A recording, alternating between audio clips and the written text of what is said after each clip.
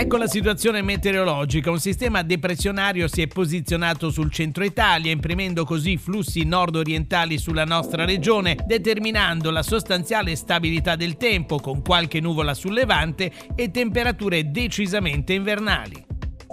Quest'oggi sulla Liguria tempo stabile con nubi medio-alte provenienti da nord ma sempre senza fenomeni. Venti tesi ovunque da nord ma forti con raffiche soprattutto su Genovese e Savonese. Mare stirato sotto costa mosso a tratti molto mosso al largo e temperature generalmente stazionarie e con valori pomeridiani non oltre i 15 gradi.